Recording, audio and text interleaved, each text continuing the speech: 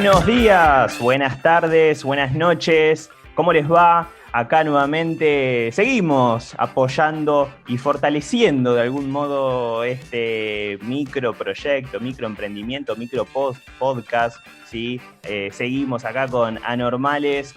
Hay una banda del otro lado que me va a estar acompañando para este tercer capítulo, este tercer episodio de Anormales. La verdad que, ya veníamos hablando antes de arrancar este programa por videollamada, obviamente, porque somos personas responsables, personas del bien, personas que tratamos de hacer lo correcto, a veces, no siempre. Pero bueno, me gustó la charla en off que tuvimos con cada uno de ellos y ellas hace un ratito, hablando de un montón. Esperemos que durante este programa tratemos de mantener la seriedad o no, de aquí a una hora, ¿sí?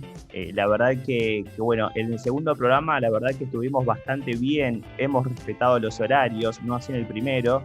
Vamos a ver si podemos mantenernos en este tercer programa. Pasó un montón de cosas en la semana. La tenemos a Nair del otro lado. ¿Cómo estás, Nair?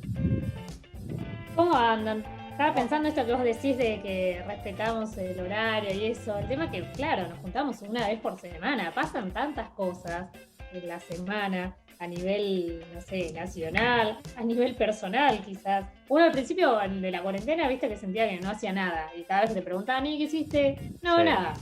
Pero después es como que uno ya lo naturaliza y en realidad pasan millones de cosas, solo que pasan adentro de tu casa, no sé. Quizás no pasan en la oficina como antes o en el colectivo, pero bueno, pasan cosas, diría. ¿Te pasaron muchas cosas en la semana, en esta particular semana vos? ¿Podés comentarnos 2 o 3 cosas o la pongo en un aprieto? No, pará, tengo que pensar, a ver.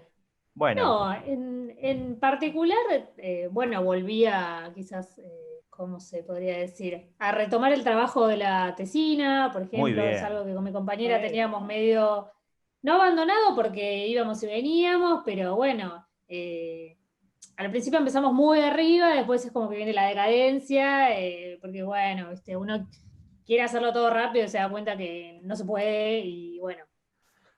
Todo a pero su bueno, tiempo. como que medio que volvimos, entonces eso también demanda bastante tiempo. Y bueno, después lo mismo de siempre, que también medio que se hace rutina, el pensar qué comer o cocinar, o no sé, ahora hace ya varios días arranqué a andar en bicicleta, ir y venir, o sea. Bien. No sé, ponerse también, creo que todos nos deberíamos poner cosas para hacer. No para estar en forma, sino para cosas para hacer, para ayudarnos, no solo físico, sino mentalmente. Me parece que es para esta cuarentena debiéramos hacernos todos ese ejercicio. Y este ejercicio, estoy muy psicóloga en realidad, pero este ejercicio de ponernos metas cortas. Es decir, no sé, de un domingo a un domingo programar alguna comida que quiero comer, algún tipo de ejercicio que quiera hacer, alguna peli que quiera mirar, algo que pueda empezarse y terminarse en un tiempo acotado, ya que digamos que como en esta cosa pandémica es muy difícil a veces pensar en un futuro como más lejano, como antes pensábamos, bueno, en el verano vacaciones, o el año que viene hago tal cosa, o sea, como eso es muy incierto ya para nosotros, a pesar de que el ser humano, el futuro es incierto, ponerse estas metas cortitas, que están buenas también. Quizás, no sé, no puedes pensar en irte de viaje, pero puedes ir pensar, bueno, me doy una vuelta con la bici, voy a hacer tal cosa, no sé, en la casa, cosas cortas, que se puedan concretar. Sí, me parece lo más recomendable. Es imposible, me parece, pensar de acá a largo plazo. No es una buena época para tomar grandes decisiones. No podemos tomar esas grandes decisiones. Sí, bueno, estos pequeños hábitos que bien nos comentaba Nay.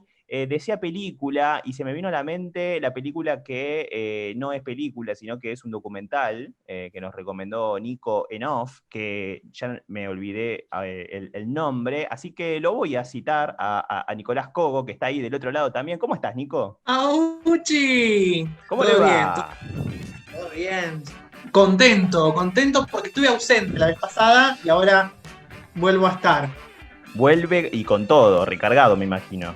Estaba la otra vez escuchando la columna que habíamos hecho en el primer episodio de su mano, o mejor dicho, de su boca y de su voz. De su mano también, ¿eh? Sí, ¿por qué no? Y nos fuimos por las ramas. O sea, la idea era hablar de los suspensores y terminamos hablando del libro de Cecilia C., de lo que implica la masturbación en la cuarentena, de lo que implica, digamos, entregarse al otro, a la otra.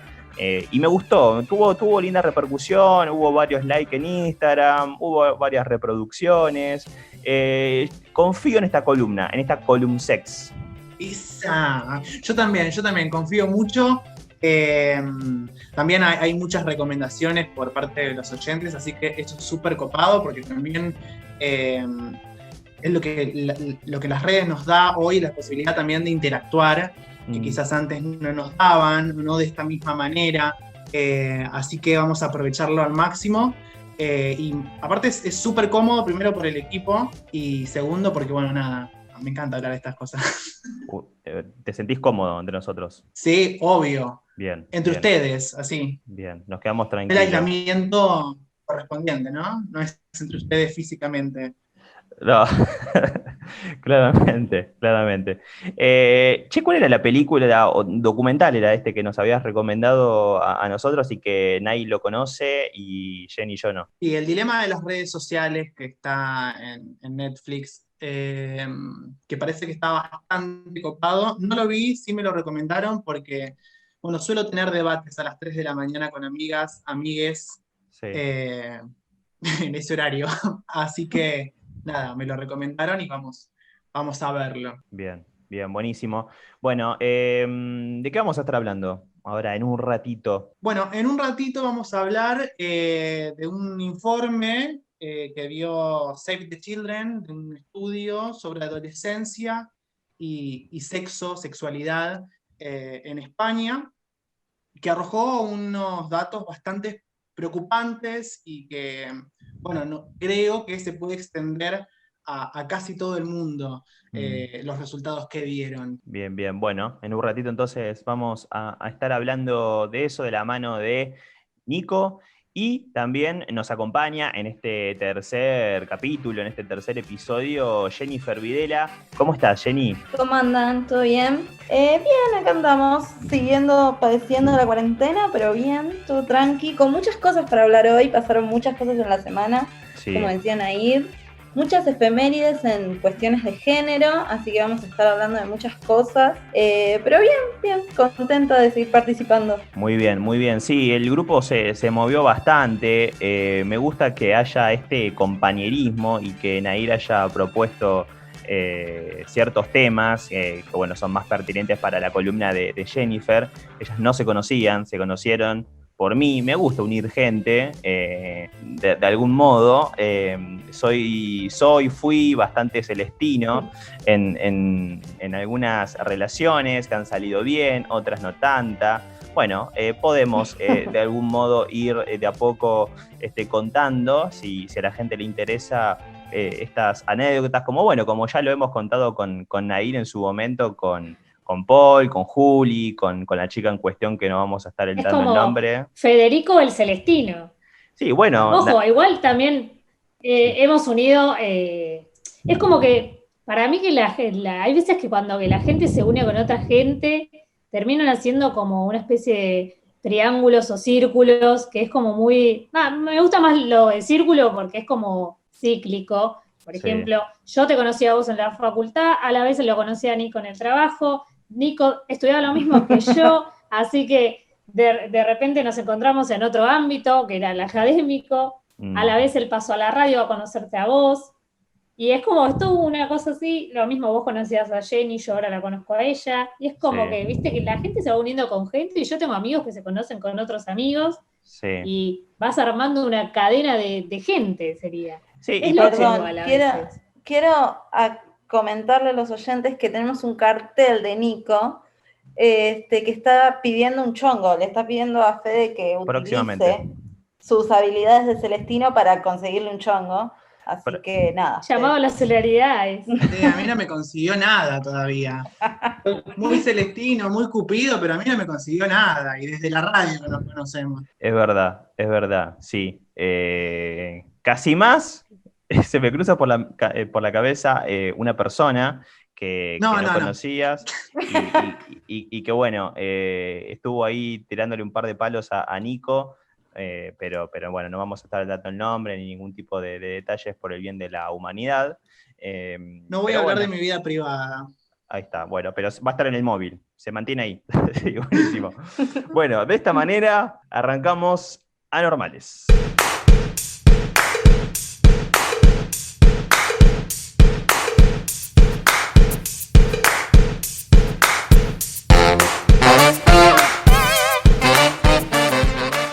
Bueno, Nay, pasaron muchas cosas en la semana. Con Cómo no lo escuchaste, es una columna que también le veo mucho potencial. Y bueno, nos sometemos a tus manos para que nos comentes un poco lo que pasó justamente en estos últimos días. Bueno, a mis manos o a mi voz, diría yo, en todo caso. Bueno, arrancamos la semana con el Día del Estudiante, de la primavera y de los bisexuales, además del Día de la Sanidad, que bueno, estos últimos, más que salir a festejar, se movilizaron hasta la legislatura porteña para entregar un petitorio en el que exigen ser reconocidos como profesionales de la salud, ya que están encuadrados como empleados administrativos. Y bueno, en vez de aplausos, hubo palos y represión para enfermeros y enfermeras de los hospitales públicos porteños. Bastante cagadón, diría yo, también para lo que estamos viviendo, que son como una especie de héroes, los necesitamos en primera línea, y es como que la imagen, no sé, fea, diría, es la única palabra que podría tirar. Y bueno, después continuaron los incendios forestales en Córdoba, haciendo que la provincia esté más roja que el mapa de Argentina con los casos de COVID, y en su mayoría por intención humana, sumada a la temperatura y sequía. Lamentablemente ya se perdió mucha flora y fauna nativa, además de viviendas y bienes particulares. Esto sigue pasando semana tras semana, lo de los incendios, y bueno, es bastante preocupante, y sobre todo esto de la parte de que muchos son intencionados. Obviamente siempre se suman todo lo que es la parte de natural, pero cuando es algo que se podría haber evitado es cuando indigna más, me parece. Sí, y para colmo encima el viento, ¿no? Mucho de condiciones climatológicas no sé, pero decían, ¿no? Que el viento es un fenómeno que incita a que las llamas se propaguen con mayor virulencia, con mayor facilidad, y eso, bueno, obviamente complica más el asunto de terminar de apaciguar los fuegos. Y veía también los videos de los bomberos tratando de apagar los fuegos, y me resultaba llamativo ver que en vez de apagar, incendiaban pequeños lugares cerca de la ruta, ¿sí? Y yo digo, ¿cómo puede ser eso, no? O sea, supuestamente deberían apagar el fuego y no encenderlo. Después, bueno, comentaban que incendiaban justamente la parte, el pastizal cercano a la ruta para que luego lo apagaran rápidamente, y así que este fuego que se originó en un principio no alcance los pastizales que estaban cerca de la ruta para no justamente dañarla e impedir el paso de los automóviles. Un dato, la verdad, que no lo tenía en cuenta y que aprendimos en estos últimos días debido a esta situación muy lamentable que está pasando Córdoba. No, la verdad que yo tampoco lo tenía en cuenta, pero obviamente quien más conoce el fuego que ellos, y sí, debe ser como una especie de bloqueo. El tema que, bueno, lo que pasa que también a veces no se da abasto, y al tener un clima seco, o sea, que falta lluvia, empiezan a pasar estas cosas que se continúa, se alarga, y a la vez también los animales, por ejemplo, van huyendo y se encuentran con lugares que también hay fuego, también hay poca agua, entonces se mueren deshidratados, empiezan a haber un montón de problemáticas que afectan a todo el ecosistema en sí, y obviamente a las personas. Y bueno, en otra, digamos, de las noticias, un poco hablando de un poco de agua, el Ara San Juan reflotó en los medios después de que se conociera que se realizaba espionaje a las familias de los 44 tripulantes, y bueno, mucho no se puede decir de esto más que ojalá hubiesen gastado esos recursos y energías en buscar el buque, digamos. Y el jueves nos dejó el escándalo de la subsesión de Senado, ya que al diputado salteño Juan Emilio Ameri se le ocurrió ver las nuevas prótesis de su pareja y darle, no sé, un beso de sana sana. Sí, luego presentó la renuncia, y que fue buenísimo para todos, porque fue súper repudiable tanto en las redes como en los medios más tradicionales, como la TV y la radio, donde Massa también le había pedido, primero le habían hecho una suspensión, y bueno, medio que le habían tirado un guiño como que había sido bastante escandaloso, así que bueno, pero de mi parte digo que está perfecto, porque bueno, el diputado, no sé si saben, es ex barra de River, y además tenía una denuncia por acoso y violencia de género, un CV bastante completito. Sí, lo que llama la atención en esos casos es como, al menos en mis discusiones internas, digamos, de mi entorno, era como, bueno, cómo esta persona llega a ocupar una banca, ¿no? Teniendo este tipo de antecedentes y demás. O sea, necesitamos llegar a este escándalo como para... Siento que se manejaron bien en cuanto a todo lo que vino después, esto de removerlo del cargo y demás. De hecho, la persona que va a asumir en su cargo tiene una mejor trayectoria de la que tiene él. Pero así todo, como que lo que llama la atención es a qué personas estamos poniendo en el Senado, ¿no? ¿Qué personas estamos eligiendo que nos representen? Sí, lo que hace ruido es que se estén indignados solamente cuando se da a la luz o se ve viralizado un acto tan vergonzoso, ¿no? Como sociedad que tiene un representante político, ¿no? Y que no hayan saltado y no se hayan indignado por justamente ingresar en la esfera política una persona que no tiene una sola denuncia, sino que tiene varias denuncias y que tiene un pasado bastante oscuro, que por ahí hace mucho más ruido. Es que yo creo que estas cosas visibilizan un poco esto de qué clase de políticos tenemos en el frente de nuestro país. Porque por un lado había mucha gente que primero repudiaba de que, que son todos moralistas ahora, ¿por qué critican a un diputado? Porque se ve una teta. O sea, a ver, no fue la imagen en sí, todo el mundo sabe que es una teta, eso no horroriza. Obviamente en ese contexto sí, porque tampoco se puede hacer cualquier cosa, por más que sea home office, tampoco, no sé, vos en tu horario laboral, ¿qué vas a estar haciendo cualquiera? O sea, a ver, hay ciertos contextos donde se permiten cosas sí o cosas no, pero no, acá no se ponía en juicio esa moralidad, pero muchos lo salieron a defender por eso. Pero el trasfondo peor de todo eso es esto que ustedes dicen, es de qué clase de gente tenemos al frente de nuestra sociedad, porque a ver, los políticos los votamos nosotros para que, digamos, solucionen nuestros problemas y de, por ejemplo, tanto senadores como diputados dependen muchísimas leyes que son muy importantes para nuestra vida cotidiana, y a veces parece que les chupara un huevo de lo que se está sesionando, no solo con este caso, sino que muchos a veces aparecen dormidos, a veces les preguntan cosas puntuales, o ellos mismos dicen, no lo terminé de leer. O sea, ni siquiera leen lo que votan, no están al tanto, no se informan, ni siquiera de los 80.000 asesores que tienen les hacen llegar por lo menos los puntos más importantes. O sea, es como que deciden algo que ni siquiera conocen. Entonces eso es lo que más indigna. Y esto de que, ¿qué pasó por una sábana, como tipo casting sábana, la famosa, porque ¿cómo llegó a esta persona con tantas acusaciones y tantas denuncias a ese cargo? Eso es lo que para mí más indigna, que están pelotudeando para mí, así nomás. Los políticos en este país a veces pelotudean. Sí, incluso Nair también creo que un poco también de la mano de lo que decía Nico y de lo que decías vos, cuando se lo compara, y no sé incluso si es el término correcto, con quien va a ocupar su cargo después, ¿no?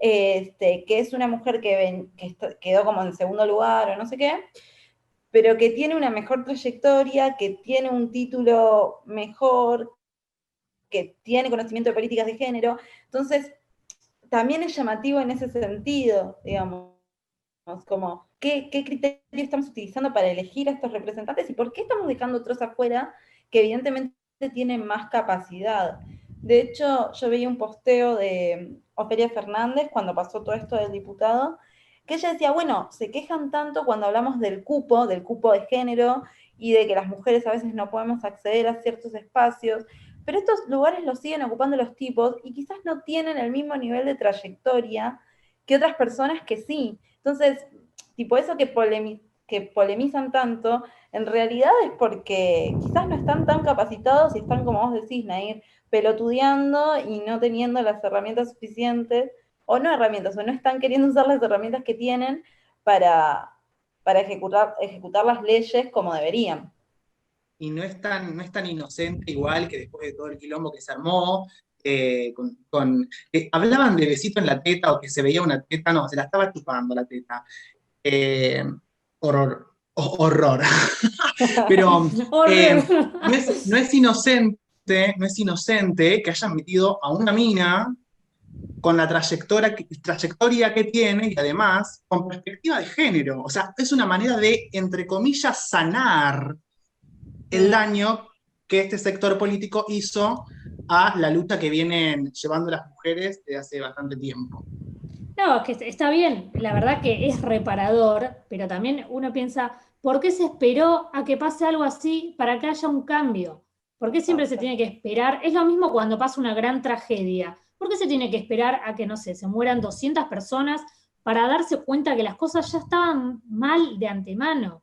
Es como que siempre esperamos a que pase algo para realmente arreglarlo. Y las cosas tienen que ser previas. Realmente toda la parte política en este país a veces falla. Yo muchas veces digo, bueno, quiero ser apolítica, pero todo traspasa por la política y uno siempre termina hablando de política, lamentablemente. Pasa lo que yo no quiero quizás es unirme quizás a un partido político o abanderarme con alguno para poder ser crítica de todos a la vez, porque esto no pasa por grietas, porque desde los diferentes bloques políticos se mandan súper cagadas y tanto en el Senado como en diputados lo hemos visto, gente durmiendo, gente que no le interesa nada. Entonces pasan esas cosas que a uno les dan bronca y a toda la sociedad le da bronca. Y más que nada porque cada vez estamos como para peor y decís, bueno, loco, pónganse las pilas.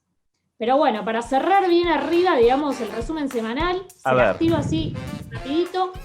Esta que te gusta a vos, Fede, lo que es espectáculo, Florencia Peña lanzó su primer jingle. La actriz inició su carrera como cantante y publicó el video de ¿Qué actitud? Y esto un poco se los tiró como para decir, bueno, vieron que los que me criticaron para todo el hate y para decir, ustedes no dan 2 pesos por mí que iba a ser cantante, tomen este video. Y bueno, eso fue todo del resumen semanal de Cómo no lo escuchaste y en este caso la tercera misión. Muy bien, gracias Nay, me encantó, muy bien resumido todo, se armó debate, vamos a seguir, como no, con el debate, pero es hora de pasar a la siguiente columna.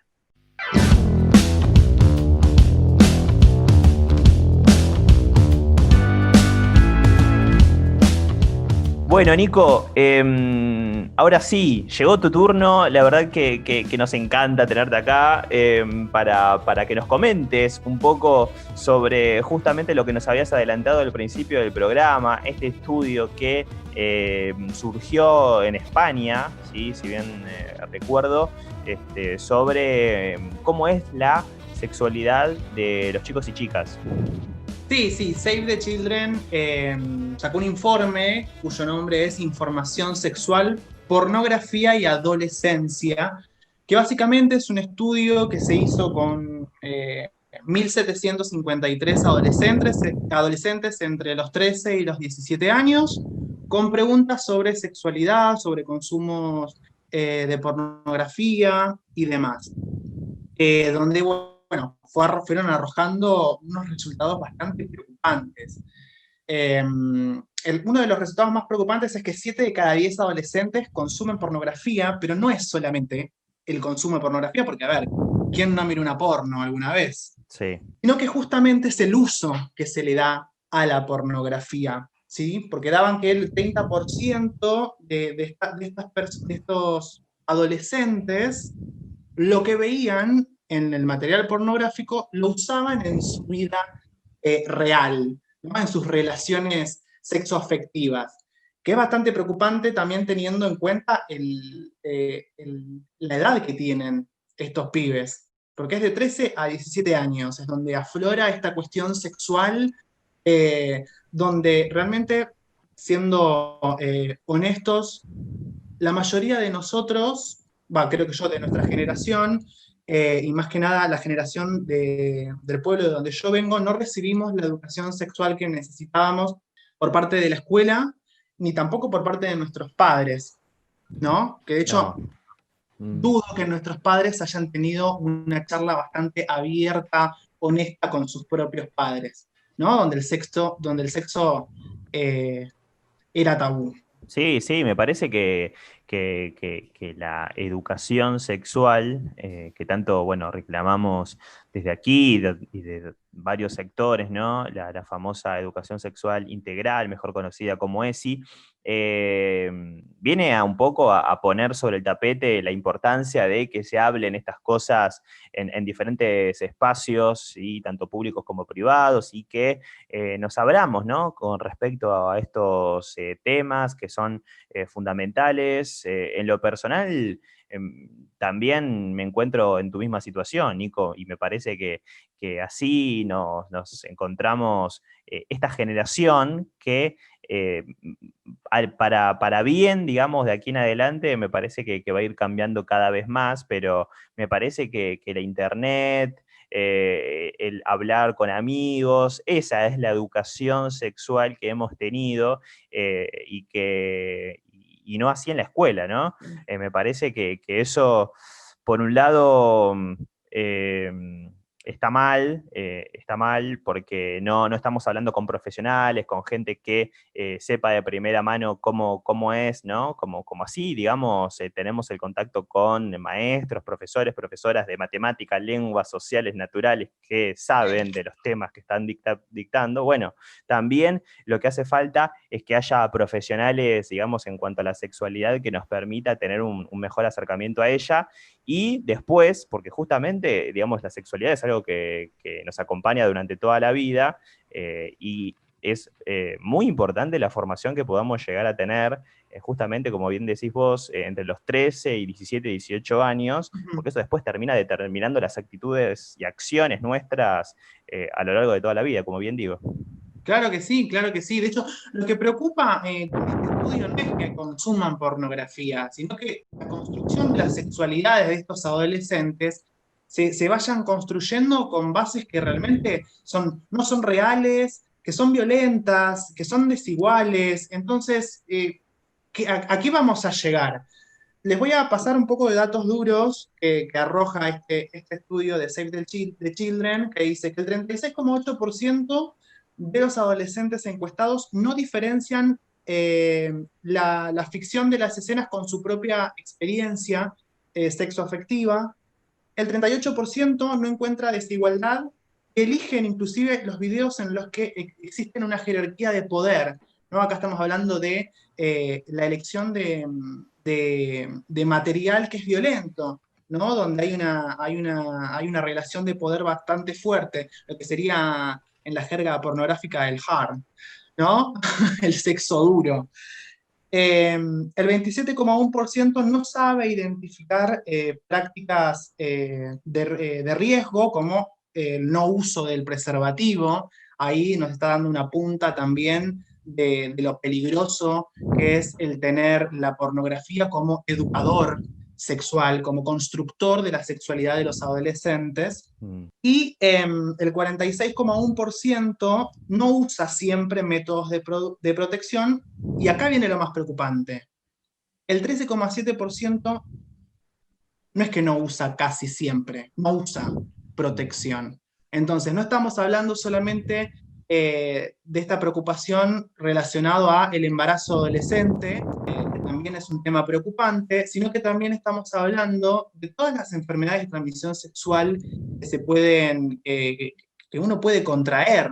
No, incluso recuerdo que al momento de leerlo también, una de las cosas que a mí más me llamaba la atención es que señalaba que muchos chicos querían aplicar muchas de las cosas que veían en los videos en sus relaciones sexoafectivas, no pudiendo discernir esto que señalabas, Nico, entre lo que es real y lo que no, y lo que es ficticio, pero que muchas veces no consultaban a su pareja respecto a incorporar esas prácticas, ¿no? Y eso nos deriva en una cuestión que también es significativa, que es la cuestión del consentimiento, ¿no? ¿Cuáles son mis límites? ¿Cuáles son los límites del otro? ¿Cómo se entreteje eso al momento de relacionarnos con un otro? Y que es conflictivo si no lo estamos teniendo en cuenta, ¿no es cierto? Claro, sí, es totalmente, estoy totalmente de acuerdo con lo que vos decís. Es una edad, nosotros estamos todo el tiempo absorbiendo absolutamente todo, información, y vamos construyendo nuestros discursos constantemente a lo largo de nuestra vida hasta que morimos, inclusive. Pero la adolescencia es justamente donde están más vulnerables los pibes. De construir una imagen de lo sexual de esta manera, bueno, nos lleva a todo lo que está pasando hoy en día, ¿no? Esta cuestión de lo que importa es lo que yo pienso, lo que yo siento, y no lo que el otro quiere. No, hablando obviamente de lo sexual. Pero también me quería detener en un spot publicitario que se hizo desde el gobierno de Nueva Zelanda, que también toman un montón de problemáticas sociales, más que nada adolescentes, y uno de ellos también es el consumo de la pornografía, que también me interesó, que lo vi cuando se hizo viral el video. El video forma parte de una serie de spots publicitarios del gobierno de Nueva Zelanda, que se llama Keep It Real Online. Keep It Real Online. Donde muestra que dos actores pornográficos se acercan a la casa de una familia, y hablan con la madre que los atiende, y cuando la madre los atiende están los dos en pelotas. Como el primer encontronazo. ¿Qué hacen estos dos en pelotas? Y les dicen: nosotros somos actores pornos y vinimos, tu hijo nos está viendo. ¿Sí? Es lo que hablábamos recién. Es tan fácil acceder a la pornografía hoy en día, ¿no? Es una problemática fuerte. Y los padres, al no tener, por ejemplo, no haber tenido las charlas que por ahí nosotros las tuvimos presionando un poco a nuestros padres, al no tenerlos no saben cómo manejarse, y los pibes, nada, se meten en las redes sociales.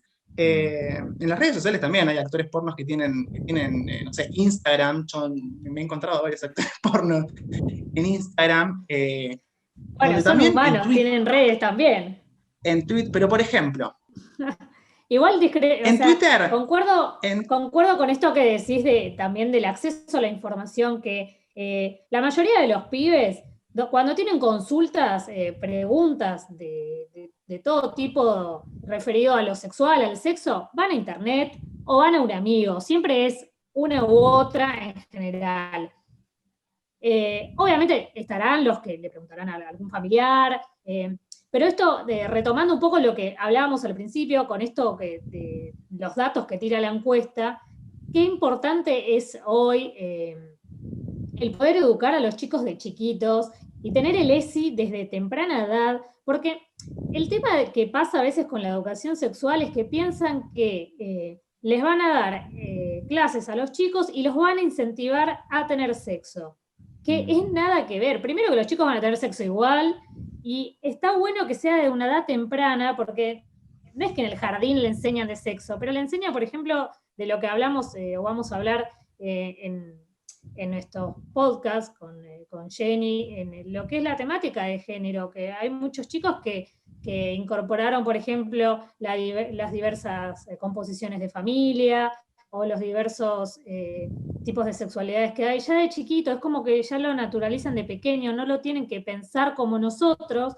que somos gente joven que igualmente tenemos que pensar un montón de cosas porque no estamos totalmente deconstruidos, porque no nos nutrimos de eso. Y con la educación sexual pasa esto, en los colegios te visten como que dan educación sexual, y no, en realidad te pasan un videíto medio informativo, te dicen está el preservativo para los chicos y las pastillas anticonceptivas para las chicas. Listo. Y hay un montón de cosas más. Primero que hay un montón de preservativos, o sea, de uso, de cuidar, el cómo cuidarse, hay un montón de cosas, muchas más. Y a la vez hay un montón de cosas de la sexualidad, que no es solo la reproductiva, sino esto que venimos hablando en otras oportunidades, esto del placer, el placer de uno para el otro, preguntarle la parte comunicativa también, lo que quiere el otro, lo que le gusta, y esto del porno, que todo el mundo ve porno y es algo natural en realidad, solo que a algunos a veces les da cosa decirlo, vergüenza, como si fuese un tabú, porque pasa esto, no se habla de sexo en ningún lado, o poco quizás, y esto del porno es eso, tratar o sea, los chicos van a ver. Quizás el chico que está iniciándose no sabe ni siquiera cómo es tener sexo, entonces va a ver porno para ver cómo es, y quizás eso no es su realidad, porque es algo ficticio, y pasa esto de la encuesta, después no te das cuenta si es ficción o realidad, porque es lo único que viste, porque es lo que conoces. Entonces es como que hay un montón de cosas que le pasan a los chicos al no tener información. Y además que están atravesados por toda una serie de cuestionamientos y de dudas y de incertidumbres, cuestiones que tienen que ver con su propio cuerpo, con los otros, con su deseo y demás.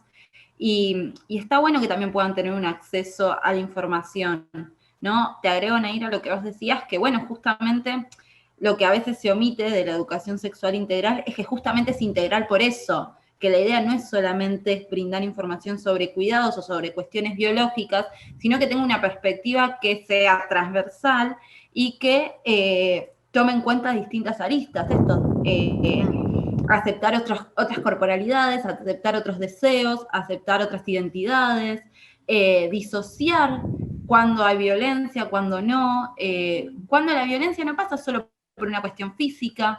Entonces, eso es lo que quizás a veces se saca de foco al hablar de educación sexual integral, y creo que es importante tenerlo en cuenta también, ¿no? Por eso es importante que les chiques accedan a ese tipo de información y lo tengan al alcance de la mano, como tienen tan al alcance de su mano la pornografía, ¿no? Claro, Sí. que no está mal. Una serie muy buena, que perdóname que te interrumpa, Nico, que les voy a pasar el chivo, que para los que no la vieron, una serie buena que muestra un poco esto es Sex Education. Sex Education, sí. Que claro, el profesor de educación sexual, ellos obviamente lo hacen de forma comedia, es un tipo que no sabe nada de educación sexual en realidad, solo sabe decir, bueno, pónganse el preservativo y listo. Y cuando los chicos lo confrontan a ciertos temas como, no sé, el sexo gay, o como, o sea, cosas que él no tiene ni idea, él como que queda re pillo, y ahí te das cuenta que pasa mucho esto. Sí, lo copado de la serie igual que muestra también es cómo las instituciones educativas se toman el tema, porque el profesor es un profesor de química, que como no hay ningún profesor de educación sexual, lo ponen a hablar sobre las sexualidades. Entonces, también es una crítica a lo que como política están fallando, y no es solamente en este país, que justamente tener que tengan que ver con la educación sexual para los pibes. ¿Entendés? Y cuando viene la mamá del protagonista, que es una sexóloga, se le pone trabas, porque el sexo sigue siendo tabú. Yo repito, no se está poniendo en cuestión, no se cuestiona el consumo de la pornografía, no se cuestiona eso, sino qué es lo que se hace con ese consumo. Y estos estudios son sumamente importantes, porque ¿quién hubiera pensado, ¿sí?, que hoy, en el 2020, haya pibes con el acceso a internet, a la información, absorban estos materiales y crean que eso es la vida real? Entonces, sí, yo voy a hacer esto, voy a hacer lo otro, pam, pam, tomá. No, nadie se lo hubiese imaginado. ¿Entendés? Entonces está bueno también no dar por sentado absolutamente nada, porque uno dice, bueno, tienen acceso a un montón de portales para poder aprender sobre sexualidad, sobre el sexo en Internet. Pero los datos que están arrojando dan que realmente no estarían haciendo esto, porque están tomando literal lo que ven, la ficción, y lo están llevando a la vida real. Bueno, sin Sí, ir más lejos, ahora salió un spot publicitario donde hay un grupo de chicas que se mandan WhatsApp y dicen, che, tus pastillas anticonceptivas tienen estrógeno, ¿sabes? Porque a mí me dijeron y no sé qué, y ella busca en Google y no sabe, no, como que no encuentra respuestas, y es como que te dicen, la respuesta la tenés en el profesional, como diciendo, ¿tenés una duda? Ginecólogo, no sé, Claro. médico, sexólogo, o sea, alguien que sepa, siempre informarse está buenísimo, porque a veces te quedás con lo que te dice otra persona y capaz que la otra persona te lo dice porque se lo dijeron y así, y nadie sabe nada en realidad. No, se me viene a la cabeza, medio suelto lo que voy a decir, no tiene mucho que ver, pero tiene que ver, un capítulo de Friends, en el que Joey y Chandler se lo pasan viendo pornografía y después esperan que cada circunstancia de su vida los lleve a un encuentro sexual. Claro. Y es como, está ridiculizado ahí, pero digo, ellos son dos personas grandes, se supone, que podrían poder disociar lo que es ficción y lo que es realidad, y no lo están haciendo. Está bien que son Joey y Chandler y que, bueno, son personajes particulares, ¿no? Pero, digo, no lo están pudiendo hacer, entonces imaginémonos también lo que pasa en adolescentes cuando necesitan hacer este tipo de disociación, ¿no? Que creo que también es llamativo, digo, más allá de la ridiculización de la serie y demás, ¿no? sí, claramente. Recién estábamos hablando también de esto del preservativo, que muchos consideran que, bueno, que eso es educación sexual y ya, que también hay como una visión del preservativo solamente puesto en el hombre, ¿no? En las personas con pene. Hay preservativos para personas con vulva, hay justamente, y déjenme decir, hay un proyecto interesante de una legisladora en la ciudad de Buenos Aires para que se garantice la provisión de preservativos para personas con vulva en los diferentes ámbitos donde se suelen ofrecer preservativos para hombres o para personas con pene, ¿sí? Como bares, como centros médicos, ¿sí? Porque también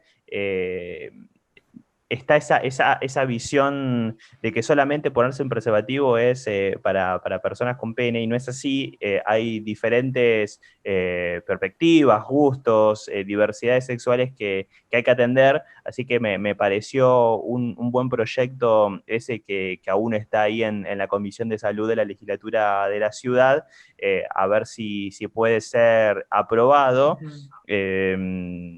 La verdad que está buena la columna esta que venimos debatiendo, porque da para tocar diversos puntos. No sé si, Nico, te quedó algo ahí para decir. No, realmente no, porque tiré todo. Tiré todo. Me gustó lo que dijiste de personas con pene. me suena tierno. Esto igualmente es paréntesis. Pero no, digo, es preocupante los datos que están arrojando. No creo que dé muy distinto si llegamos a hacer algún informe, algunas encuestas a los adolescentes en nuestro país. No creo que dé muy diferente. Y creo que es algo que realmente... Claro, aclarémosle a la gente que en realidad es algo de España, pero está bien, nosotros no lo podemos saber, como bien decís vos, pero me da la impresión que puede llegar a ser similar a los casos que podemos tener nosotros. No, sí, obviamente, igualmente, sí, lo dije al principio, Nair, ¿no me escuchaste? Sí, bueno, pero lo repito porque la gente puede estar distraída, ¿entendés? Es como que nosotros tocamos tantos temas, les volamos la cabeza porque dicen, esto no lo había pensado, ¿entendés? Y empiezan a ver cosas diferentes, empiezan a ver el porno totalmente diferente. Cuando miren porno van a pensar en nosotros. Entonces, bueno, ¿viste? Es como que lo aclaré de nuevo, por las dudas. No, está bien. Agradezco tu aporte. Es algo que atraviesan absolutamente todos los países del mundo, y creo que es una deuda que tenemos con los adolescentes o les adolescentes, que tienen todos los gobiernos, porque el sexo todavía sigue siendo tabú, y realmente lo que estamos haciendo es tirar para atrás una generación, cuando realmente con la ESI, lo que estamos haciendo es crear adolescentes mucho más fuertes y preparados para lo que le viene.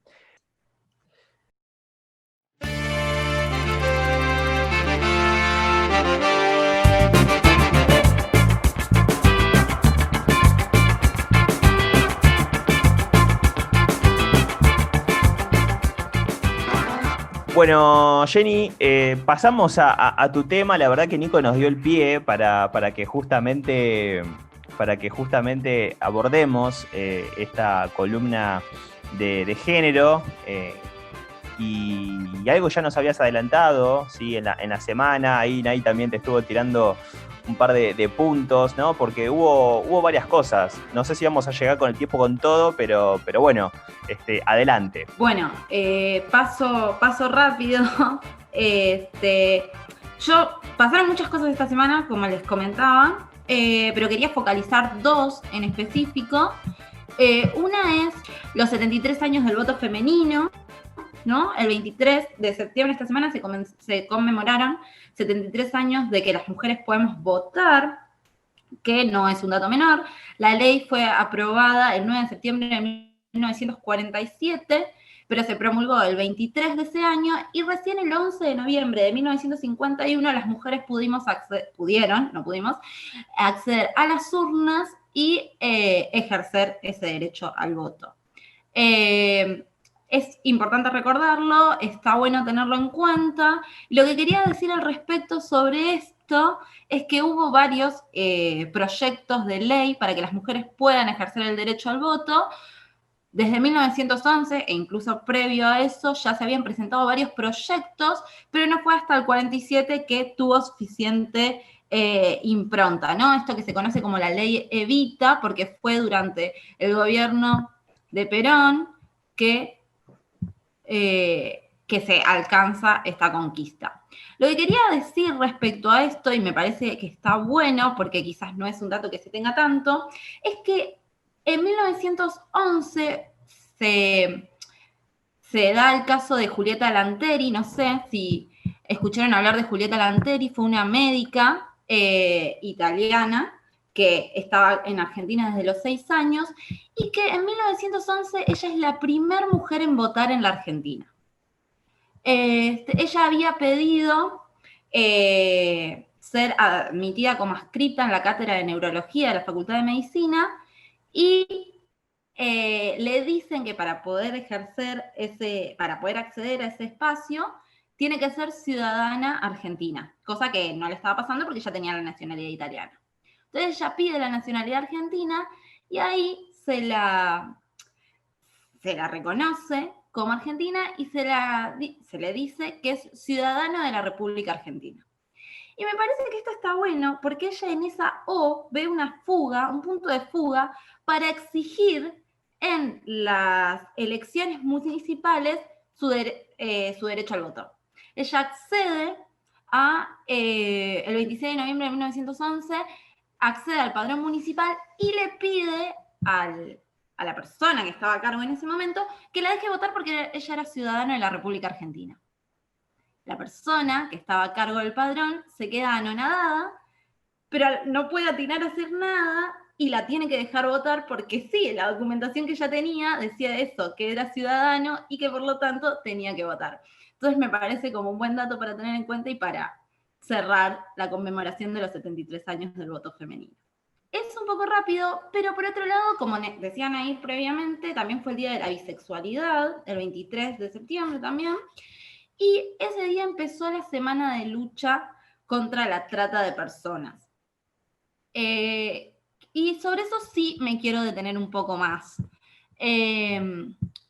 Bueno, en nuestro país, y creo que al interior del feminismo en general, la cuestión de la trata se mezcla mucho con la cuestión del debate respecto a la prostitución.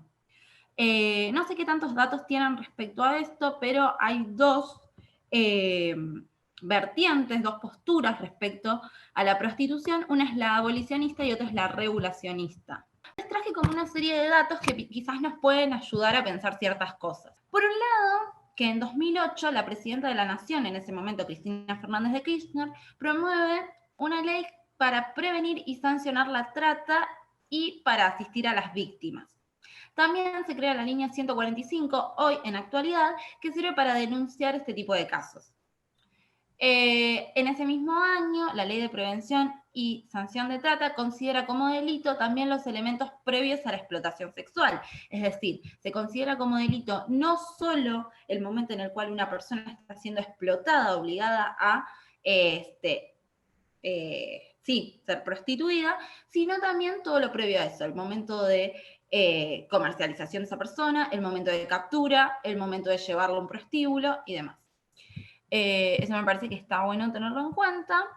Y bueno, esto de que es entendida como la forma más extrema de violencia de género.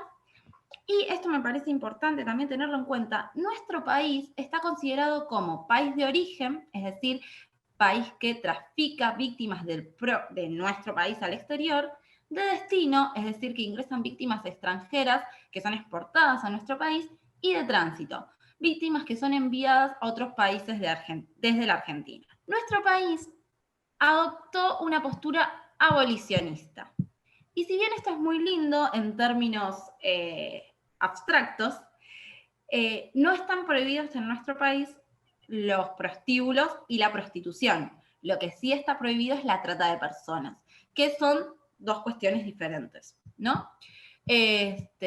En forma rápida y un poco esquemática, lo que plantea el abolicionismo es que toda forma de prostitución debe ser anulada, no difiere entre prostitución libre o forzada, y entiende que la situación de prostitución siempre está dada por un conjunto de circunstancias e inequidades previas, ¿sí? El trabajo sexual es entendido como una respuesta a un contexto sociocultural impuesto y no una elección personal. Mientras que desde el regulacionismo, la prostitución está entendida como un trabajo y se cree que hay una posibilidad de agencia, es decir, una elección libre de ejercer ese intercambio sexual con el otro. A mí particularmente... Claro, me parece que ahí está el punto en esto de lo del trabajo y de si vos decidiste libremente o no. Es como que ahí me parece que está mucho la cuestión, porque obviamente la prostitución puede ejercerse como un trabajo, sí, podría ser. El tema acá es que muchos dicen, bueno, pero quizás la persona es libre de decidir, pero a la vez vos decís, la persona, teniendo otro contexto social, económico, o sea, otra forma de ganarse la vida quizás, ¿elegiría realmente eso o no? Yo no lo sé igualmente, tendría que quizás leer una encuesta si lo han hecho o hablar con personas que han ejercido la prostitución. La verdad, no me lo sabría responder, porque yo en mi caso quizás no lo elegiría, pero no puedo poner en cuestión a la persona que sí lo elegiría. Pero la pregunta para mí siempre es esa. Sí. La persona realmente elegiría exponer su cuerpo, exponerse a esa situación, que a veces es muy de mierda porque,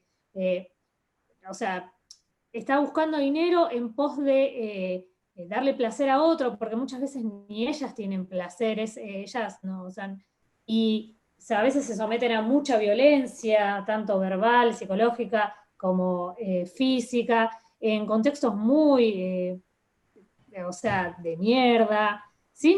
Obviamente, lo que eso habilita, que después es lo que hablamos de la trata, que ya es otra cosa que obviamente no es libertad y es secuestro y es sometimiento al 100%, ni hablar. Pero es como esa situación media rara en que uno se pregunta, ¿realmente las personas elegirían eso? Sí, totalmente. Es como esta pregunta de, ¿o qué situaciones? A mí, mi duda un poco ligada a lo que vos decías, Nair, es como, ¿qué situaciones te llevan o llevan a una persona a decir, realizo esto, ¿no? Hago ejercicio de la prostitución.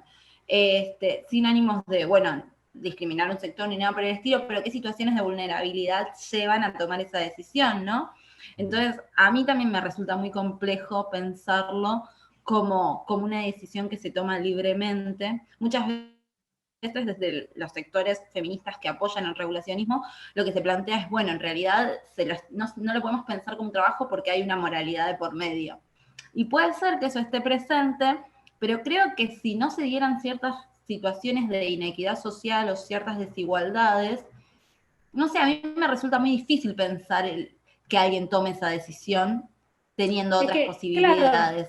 Claro, yo entiendo el punto, y también lo respeto en esto de, uno siempre quiere fomentar la libertad individual, el hacer lo que uno quiera y hacer lo que uno quiera también con su cuerpo y todo, o sea, eso yo lo respeto, o sea, no critico realmente el ejercicio de la prostitución. Lo que a mí a veces me hace ruido es la pregunta si realmente esa persona, si hubiese podido elegir otro camino, lo elegiría. No lo sé, quizás hay gente que diría que sí, y la verdad no lo podría juzgar tampoco, pero qué sé yo, no sé. Me parece que eso es lo complejo y a veces estas dos vertientes es medio difícil quizás unirlas y hay un montón de complejidades también con esto. Yo creo que ahí nadie está poniendo el punto en las condiciones, ¿no? Donde que llevan a cada uno, o a cada una, mejor dicho, a tomar una decisión, ¿no? Porque justamente esas condiciones, esas circunstancias en las cuales una persona se encuentra inmersa, puede llegar a adoptar esta decisión de ejercer la prostitución. Pero bueno, hay que ver si es genuina esa decisión, es decir, si realmente esa persona quiere trabajar en estos ámbitos o no. Me parece que es un punto muy fino, un punto intermedio donde es muy difícil de encontrarlo entre estas dos posturas, entre el abolicionismo y el regulacionismo. Sí, exacto. Yo no creo que haya un punto de comunicación, si bien hay cosas, de comunión, perdón, si bien hay cosas que, digamos, las dos vertientes plantean que hay que darle más contención a las víctimas, se busca no criminalizar a las personas que están en situación de prostitución. Sí creo que es difícil encontrar un punto de comunión entre las dos porque realmente es muy, muy complejo y porque hay muchas aristas que quizás a veces no se están tomando en cuenta. No me quiero extender mucho más, si bien hay muchas posibilidades de decir un montón de cosas, quizás lo podemos retomar en otro programa. Lo que quería plantear es que están las líneas para acusar o para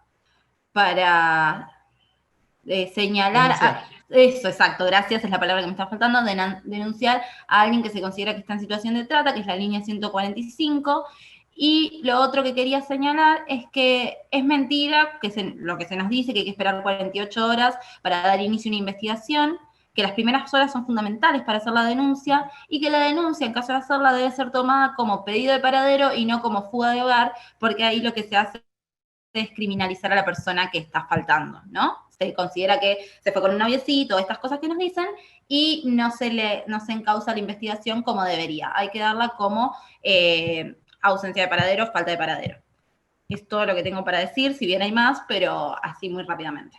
Gracias, Igual, Jenny. la verdad que el debate es interesante como para retomar en algún otro momento. Sí, lo retomo. De hecho, tengo un librito que me regaló una alumna que está muy bueno y que plantea un montón de cuestiones sobre este tema, que se llama Ninguno Quiere, así que seguramente voy a plantear algunas cosas de ahí en programas próximos.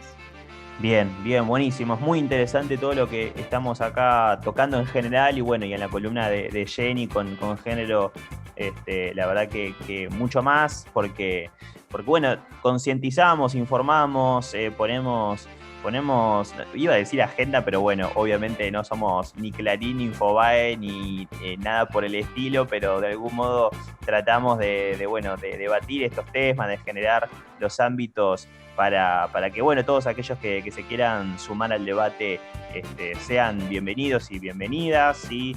Vamos después a subir la columna de Jenny en la semana al Instagram, sí, somos anormales_ok. No lo hemos dicho al principio del programa, lo decimos ahora. ¿Por qué? Porque somos anormales. Y bueno, y también estamos en YouTube y en Spotify. Así que bueno, cerrada la columna de Jenny. Te agradezco, Jenny, por esta columna. Y bueno, y hasta el próximo programa.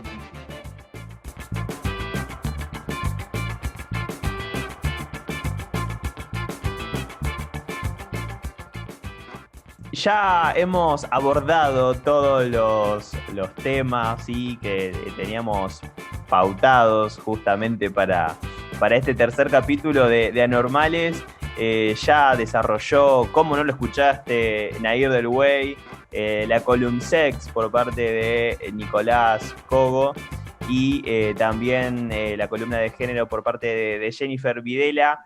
Hemos hecho este tercer episodio de Anormales. Le mandamos un saludo grande a Meli, ¿sí?, que no va a poder seguir estando con nosotros. Espero que no le hayamos asustado ni nada por el estilo. Pero hoy nos acaba de comunicar que no va a estar más. Él está con mucho laburo, así que bueno, le deseamos lo mejor. El puesto está vacante, ¿sí?, para toda aquella persona del bien que quiera desempeñarse en esta columna de nutrición. Bienvenido sea. Nos llegó un mensaje al Instagram, se los comunicaba acá a los chicos y a las chicas, de una chica justamente que se ofreció así de la nada. La verdad que parece cosa del destino, desarrollar una charla de nutrición justamente. Vamos acá, bueno, Nair del Wey, la voy a mandar al frente, me está pidiendo que redondee. Bueno, ya redondeo. Pero bueno, vamos a someterla a esta chica a una entrevista, ¿por qué no? Es como la tele, ¿viste? Todos los me cuentan acá. Sí. Tenemos que entregar la tanda publicitaria. Bueno, Antes de entregar, sí. podemos abrir también la vía, lo que es el Instagram, ¿sí?, las vías de comunicación con el programa para encontrarme un chongo a mí también. Sí. Dale. Buscamos chongo para Nico. Llamado a la solidaridad. Recuerden Recuerden seguirnos. Si quieren, no solo para buscarle un chongo, sino para suscribirse a nuestro canal de YouTube, comentarnos, ¿por qué no? Likearnos, todo eso suma y cuenta. Mandar preguntas también. Sí, vamos a lanzar ahí una serie de consignas, de encuestas, ¿sí? Vamos a empezar a mover un poco más los canales de interacción para que la gente se sume al debate. ¿Cómo tiene que ser el chongo buscado para Nico? ¿Hay una serie de requisitos o no? No, en cuarentena no hay mucho requisito. Perfecto. Bueno, hasta acá entonces cerramos, ¿sí? Ahora sí, Nay, te dejo tranquila. Gracias, Nico, gracias, Jenny, gracias, Nay, por una nueva emisión de Anormales. Y bueno, los escucho, mejor dicho, la semana que viene. Bueno, nos vemos. Nos vemos la semana que viene, pibis. Un beso grande a todos. Bueno, eso fue todo por hoy. Buenos días, buenas tardes, buenas noches. Tengan muy buena semana. Y bueno, como ya saben, estamos en YouTube, en Spotify con Anormales y en Instagram con anormales_ok.